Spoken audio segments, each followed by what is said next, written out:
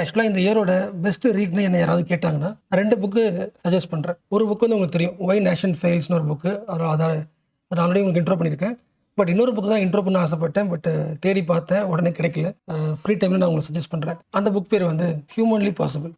So இந்த இயரில் எனக்கு சாட்டிஸ்ஃபைங்காக நான் வாங்கின புக்ஸில் மோஸ்ட் சாட்டிஸ்ஃபைங் புக்னா இந்த 2 புக், ஒய் நேஷன் ஃபெயில்ஸ், இன்னொன்று ஹியூமன்லி பாசிபிள். ஸோ இந்த ரீடிங்கில் 3ஆவதாக இந்த புக்கு ஆட் ஆகும்னு நினைக்கிறேன். இதுக்கப்புறம் தான் வாங்க போகிறேன். Book name founding mothers of Indian republic. So இந்த இயரோட நெக்ஸ்ட் பெஸ்ட் ரீடாக இருக்குன்னு நினைக்கிறேன். என்ன ரீசன்னா, நான் இந்த யூபிஎஸ்சி ஃபீல்டில் லாஸ்ட் ஒரு 10 இயர்ஸாக இருக்கேன். பட் எந்த கான்ஸ்டியூஷன் புக்லையும் சரி, லட்சுமிகாந்த் சரி, டிடி பாசு சரி, ஒரு ஹையஸ்ட் லெவல் ஆஃப் எக்ஸாம் படிக்கிறேன், யூபிஎஸ்சி ஸ்டூடெண்ட் படிக்கிற எந்த எக்ஸாம்லுமே நம்ம இந்தியன் கான்ஸ்டியூஷனை இன்ட்ரோ பண்ணும்போது இது உருவாக்குனது யாரு அப்படின்னு கேட்டால் நம்மளுடைய ஃபவுண்டிங் ஃபாதர்ஸ் த்ரூ கான்ஸ்டியூண்ட் அசம்பிளின்னு சொல்லுவாங்கல்ல. ஒரு அசம்பிளி உருவாகுது, அந்த அசம்பிளியில் நம்மளோட ஃபவுண்டிங் ஃபாதர்ஸ் என்ன பண்ணுறாங்க, இந்தியாவுக்கு தேவையான ஒரு ஆர்டிக்கலை டிஸ்கஸ் பண்ணி இந்தியன் கான்ஸ்டியூஷன் உருவாக்கிட்டாங்க. அந்த அசம்பிளியில் சில பெண்களும் இருந்திருக்காங்க அப்படின்ற நமக்கு ஃபேக்ட் தெரியும். எல்லா புக்கையும் தான் ரிப்பீட் பண்ணியிருக்கு. இந்த பாயிண்ட்டை ரிப்பீட் பண்ணதுனால எப்போல்லாம் கான்ஸ்டியூஷன் அசம்பிளி பற்றி படிக்கும்போது இல்லை டீச் பண்ணும்போது மைண்டுக்குள்ள ஒரு இமேஜினேஷன் வரும்ல, அதில் மோஸ்ட்லி என் மைண்டுக்குள்ள ஃபவுண்டிங் ஃபாதர்ஸ் முக்கால்வாசி மேல் வந்து டிஸ்கஸ் பண்ணுற மாதிரியும் ஏதோ ஒரு இடத்துல ஒரு கேர்ள் உட்காந்துருக்க மாதிரி தான் என் மைண்டுக்கு வந்திருக்கு. அந்த பெர்ஸ்பெக்டிவை இந்த 3வது புக்கு மாற்றும்னு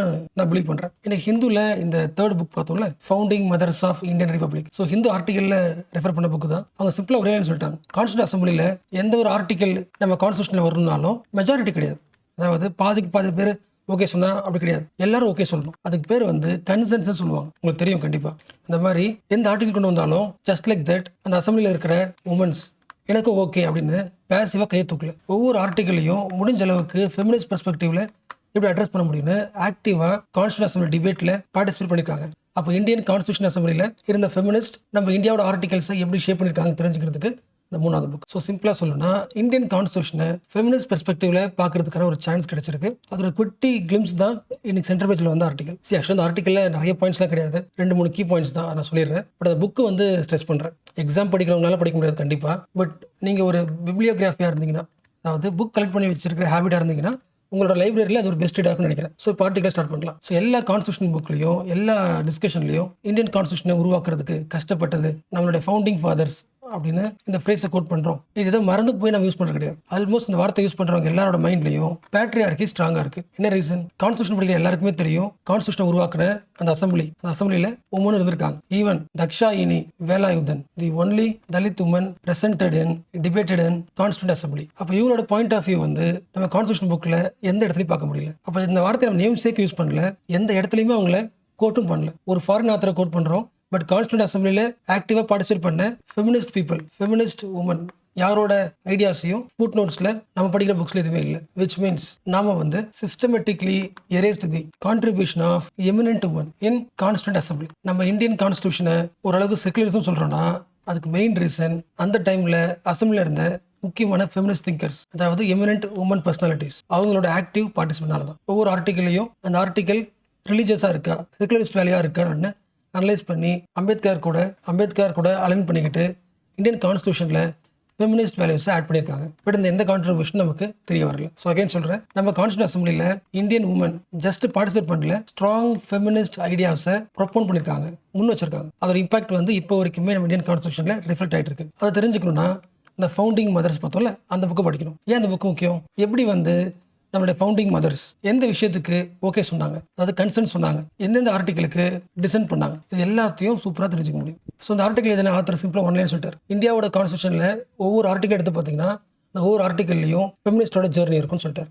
அதில் ஒன்று சொல்லணும்னா ரைட் டு ஈக்குவாலிட்டின்ற ஒரு ஆர்டிக்கல் வழியாக மென் அண்ட் உமன் இந்த சமூகத்தில் பப்ளிக் ஸ்பியரில் உமன் ஈக்குவாலிட்டியை உருவாக்கியாச்சு. ஸோ நம்ம கான்ஸ்டியூஷனில் இந்த பாசிட்டிவ் இருந்தாலும் இப்போ ஃபவுண்டிங் மதர்ஸ் என்ன சொன்னாங்களோ அந்த பாயிண்ட்டை முடிஞ்ச அளவுக்கு ஆட் பண்ண ட்ரை பண்ணியிருந்தாலும் நிறைய பாயிண்ட்ஸை அங்கே இருந்த கான்ஸ்டியூஷன் அசம்பிளி ஃபவுண்டிங் ஃபாதர்ஸ் வந்து அக்செப்ட் பண்ணிக்கல. அதில் முக்கியமானது ஒன்று, இந்தியன் கான்ஸ்டியூஷன் பெண்களுக்கு ஈக்குவாலிட்டி கொடுத்துருச்சு எங்கே, பப்ளிக் ஸ்பியரில். ஆனால் அதே உமனு வீட்டுக்குள்ளே போயிட்டாங்கன்னா வீட்டுக்குள்ளே இந்த ப்ரைவேட் ஸ்பியரில், பர்சனல் லைஃப்பில், ஃபேமிலி லைஃப்பில் இன்னும் ஈக்குவாலிட்டி வரல. ஸோ கான்ஸ்டியூஷன் அசம்பிளி டிபேட்ஸில் உமன் பர்சனாலிட்டிஸ் டெஸ்ட் பண்ணியிருக்காங்க, பட் யாரும் அக்செப்ட் பண்ணல. என்ன சொல்கிற புரிஞ்சா? ரொம்ப சிம்பிளாக சொல்லணும்னா நம்ம இந்தியன் கான்ஸ்டியூஷன் அசம்பிளிலே பேசின ஒரு உமன் வச்சுக்கலாம், ஃபவுண்டிங் மதர். அந்த டிபேட்டில் உமன் ஈக்குவாலிட்டி, ஈக்குவல் பே இப்படி நிறைய விஷயங்கள் பேசியிருந்தாலும் அதே உமன் வந்து பப்ளிக் ஸ்பியரை விட்டு வீட்டுக்கு வந்துட்டாங்கன்னா வீட்டில் ஃபேமிலி என்ன சொல்லுதோ அந்த கட்டுப்பாடுக்குள்ள தான் அந்த உமன் இருக்காங்க. இப்போ இந்தியன் கான்ஸ்டியூஷன் ஒரு முக்கியமான ஒரு விஷயத்தை விட்டுருச்சு. எந்த அளவுக்கு பப்ளிக் ஸ்பியரை வந்து சரி பண்ணிச்சோ, ரிஃபார்ம் பண்ணிச்சோ, பப்ளிக் ஸ்பியரில் ஒரு சோஷியல் ரெவல்யூஷன் உருவாக்கியாச்சு. கான்ஸ்டியூஷன் வரதுக்கு முன்னாடி வரைக்கும்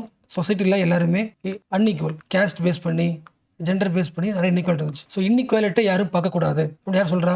இந்தியாவோட அடிப்படை உரிமையா? எஸ். ஸோ ஒரு இண்டிவிஜுவலோட ஈக்குவல் ரைட்ஸு, ஈக்குவாலிட்டி இதை ரூலிங் கவர்மெண்ட் ஸ்டேட் எடுக்கக்கூடாது.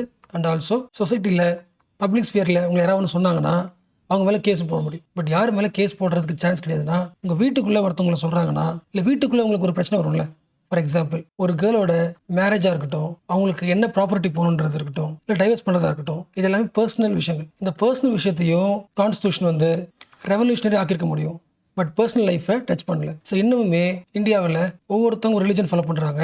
அந்த ரிலிஜன் என்ன சொல்லுதோ அதுக்கேற்ற மாதிரி தான் மேரேஜ், அதுக்கேற்ற தான் டைவர்ஸ், அதுக்கேற்ற மாதிரி தான் ப்ராப்பர்ட்டி. இந்த ரிலிஜன் சொல்கிற பர்சனல் லாவோட இன்ஃப்ளூயன்ஸில் தான் உமன் லைஃப் ரன் ஆகிட்டு இருக்கு. விச் மீன்ஸ் பேட்ரியார்கி ஸ்ட்ராங் ஆகிட்டு இருக்கு. ஸோ கண்டிப்பாக புரிஞ்சுன்னு நினைக்கிறேன். ஏன்னா ரொம்ப பேசிக்ஸ் தான். எந்த இடத்துல ரிலிஜனுக்கு அதிக முக்கியத்துவம் தரமோ அங்கே ஆட்டோமேட்டிக்காக இன்டெரக்டாக பேட்ரியார்கிக்கு இம்பார்ட்டன்ஸ் தரணும் அர்த்தம். Most of the religion patriarchy இருக்கு. இந்த விஷயம் கான்ஸ்டியூண்ட் அசம்பிளியில் பார்ட்டிசிபேட் பண்ண எல்லா உமனுக்கும் தெரிஞ்சிருக்கு, எல்லா ஃபவுண்டிங் மதர்ஸுக்கும் தெரிஞ்சிருக்கு. அதனால தான் ரிலீஜியஸ் ஃப்ரீடம் பற்றி அசம்பிளியில் பேசும்போது உங்களோட பெர்ஸ்பெக்டிவா, ஃபெமினிஸ்ட் பெர்ஸ்பெக்டிவா, ரிலீஜியஸ் ஃப்ரீடம்க்கு அந்த அளவுக்கு இம்பார்ட்டன்ஸ் தராதிங்க. நீங்கள் ரிலிஜன் எந்த அளவுக்கு ஃப்ரீடமாக விடுறீங்களோ அந்த அளவுக்கு அது பேட்ரியார்கியை வளர்க்கும், உமனை இன்இக்வலாக ட்ரீட் பண்ணும். ஸோ ரிலீஜியஸ் ஃப்ரீடமை அந்த அளவுக்கு கான்ஸ்டியூண்ட் அசம்பிளி உமன் வந்து நம்பலை, ஆக்டிவாக எதிர்த்தாங்க. பட் ஆக்சுவலாக அவங்க சொன்ன வாய்ஸை யாரும் கேட்கல. இன்னும் ஸ்பெசிஃபிக்காக சொல்லணும்னா, ஹன்சா மேத்தா ஃபவுண்டிங் மதர் அசம்பிளில் இருந்த ஒரு ஃபெமினிஸ்ட். நம்ம அடிப்படை உரிமையில் ஃப்ரீடம் ஆஃப் ரிலீஜன் இருக்குல்ல, அந்த பாயிண்ட் பற்றி வரும்போது ரிலீஜனுக்கு அவ்வளோ ஃப்ரீடம் தராதிங்க, இந்த வார்த்தையை ரீப்ளேஸ் பண்ணுங்க. ரிலீஜனுக்கு ஃப்ரீடம் தரதை விட ரிலீஜனோட அந்த பவரை வந்து குறைங்க, நேரோ ஆக்குங்க.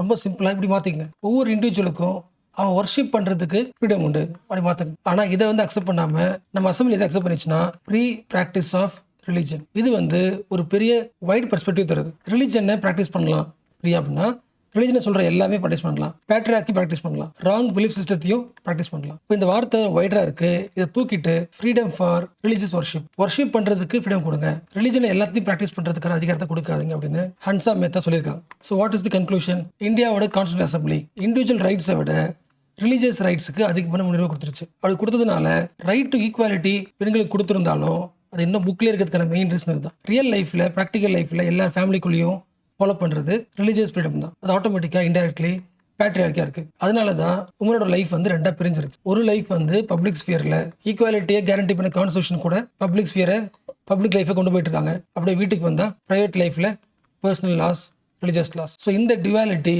இன்னமும் இருக்குது. போஸ்ட் காலோனியல் செக்ஷுவல் கான்ட்ராக்ட் இப்போ நான் பேசணும்ல, அதுக்கு பேர். அதாவது கான்ஸ்டியூஷன் அசம்பிளி உமனுக்கு ஃப்ரீடம் தர்ற மாதிரி கொடுத்துட்டு இன்னொரு ஆங்கிளில் வீட்டுக்குள்ளே பூட்டி வச்சிருச்சு. ஸோ ரிலிஜனையும் இண்டிவிஜுவல் ஃப்ரீடையும் பேலன்ஸ் பண்ணுற பேரில் பேட்ரியார்க்கி தான் வளர்த்து விட்டுருக்கு. இப்போ இதுக்கு ஒரே வழி என்ன பண்ணணும்? Uniform civil code. அதாவது ஒரு இண்டிவிஜுவலோட marriage, divorce, right to property, இந்த மாதிரி எல்லா பர்சனல் விஷயங்களையும் ஒரு யூனிஃபார்ம் லா போட்டுடலாம், ஒரு செக்குலர் லா உருவாக்கலாம். அந்த லா வந்து மேலையும் ஃபீமேலையும் ஈக்குவலாக பார்க்கும். இந்த விஷயங்களுக்கு ஒவ்வொருத்தவங்க எந்த ரிலிஜனாக இருந்தாலும் அந்த ரிலிஜன் சொல்கிறத ஃபாலோ பண்ண தேவையில்லை, எல்லாருக்கும் ஈக்குவலான ஒரு சிவில் கோட் வந்துடும். இதை இம்ப்ளிமெண்ட் பண்ணணும். அண்ட் சில பேர் யோசிக்கலாம், யூனிஃபார்ம் சிவில் கோட் வந்துச்சுன்னா ஒவ்வொரு ரிலிஜனோட பர்சனல் லாஸ் எல்லாம் டவுன் ஆகிடும். இந்தியாவில் நிறைய ரிலிஜன் இருக்குது, எல்லா ரிலிஜனோட ஓன் யூனிக் பாயிண்ட்ஸ், எல்லா பர்சனல் லாஸ் எல்லாமே டிஸ்ட்ரா ஆகிடும் யோசிக்கலாம். இது எல்லாத்துக்கும் ஆன்சர் வந்து கான்ஸ்டியூஷன் அசம்பிளியில் உமன் சொன்ன பாயிண்ட்ஸ் தான், ஃபவுண்டிங் மதர் சொன்ன பாயிண்ட்ஸ் தான். ஒரு மென்னோட ரிலிஜியஸ் வேல்யூவோட ஒரு உமனோட டிக்னிட்டி முக்கியம். ஸோ யூனிஃபார்மாக ஒரு சிவில் கோட் வந்துச்சுன்னா ஒவ்வொரு இண்டிவிஜுவலோட டிக்னிட்டி இம்ப்ரூவ் ஆகும்னா இந்த டிக்னிட்டிக்கு தான் நம்ம என்ன பண்ணணும், ப்ரையாரிட்டி தரணும் அப்படின்றது கான்ஸ்டியூஷன் அசம்பிளியோட ஃபவுண்டிங் மதரோட பாயிண்ட்ஸ். அண்ட் இன்னொரு பாயிண்ட்லையும் பார்க்கலாம், இந்த பப்ளிக் ஸ்பியரில், சொசைட்டியில், சிவில் லைஃப்பில் உமனுக்கு ஈக்குவாலிட்டி கிடைச்சிச்சுன்னு சொல்கிறோம். பட் ஆக்சுவலாக அது தியரிட்டிக்கலாக இருக்குது. ரியாலிட்டியில் சொசைட்டிலையுமே பெண்கள் மேலே வயலன்ஸ் அதிகமாக இருக்குது. இப்போ ரியாலிட்டியில் உமன் ஈக்குவாலிட்டி இம்ப்ரூவ் பண்ணணும்னா ஒரே ஒரு கண்டிஷன் தான், உமனை எம்பவர் பண்ணணும். அது முக்கியமான ஃபீல்டில். ஃபார் எக்ஸாம்பிள் பாலிடிக்ஸில் உமன் லீடர்ஷிப். எல்லா பொலிட்டிக்கல் பார்ட்டிலையும் பெண்கள் இருக்காங்க, ஆனால் அந்த பார்ட்டியோட ஹெட்டாக, ஒரு ஸ்டேட்டோட ஹெட்டா, உமன் ஸ்டேட்மேன்ஷிப் சொல்லுவாங்க, ஒரு ஸ்டேட்டுக்கு ஹெட்டா அப்படி சொல்கிற அளவுக்கு உமன் எம்பவர்மெண்ட் எப்போ அதிகமாகுதோ அப்போ தான் ரியாலிட்டிலையும் உமன் எம்பவர்மெண்ட் பப்ளிக் ஸ்பியர்லையும் பர்சனல் லைஃப்லையும் இம்ப்ரூவ் ஆகும். ஸோ கவர்னன்ஸில் டாப் கீ பொசிஷனில் உமன் லீடர்ஸை எம்பவர் பண்ணணும். ஆல்மோஸ்ட் எல்லா பாயிண்ட் சொல்லிட்டு நினைக்கிறேன். அண்ட் இந்த நெரேட்டிவ்க்கு எந்த பாயிண்ட்ல தேவையில்லையோ அதை நான் ரிமூவ் பண்ணிட்டேன். பட் அகைன் இந்த கொஸ்டினுக்கு நம்ம வந்து ஒரு மெயின் ஆன்சர் ரைட்டிங் எழுதுவோம்ல, அதில் ஃபேக்ட்ஸ் ஆட் பண்ணிடுறேன். ஏன்னா இது வந்து நம்ம இந்தியன் கான்ஸ்டியூஷனை அடாப்ட் பண்ணி 75th இயர். ஸோ 75th இயர்ன்றதுனால கண்டிப்பாக கான்ஸ்டியூஷன் பற்றி கொஸ்டின் கேட்பாங்க. இந்தியன் கான்ஸ்டியூஷன் ரெவல்யூஷனரியா அப்படின்னு ஆல்ரெடி ஒரு வீடியோ போட்டேன் நான். இந்தியன் கான்ஸ்டியூஷனில் ஃபெமினிஸ்ட் வேல்யூ இருக்குது, அதுக்கான கொஸ்டின் ஆன்சர் பண்ணியாச்சு. பட் மெயின் ஸ்ட்ரக்சரில் நம்ம எழுதி பார்க்கல. இன்னொரு வீடியோவில் அடுத்த வீடியோவில் கொஸ்டின் ஃப்ரேம் பண்ணி அதுக்கான ஆன்சர் ரெடி பண்ணிக்கலாம்.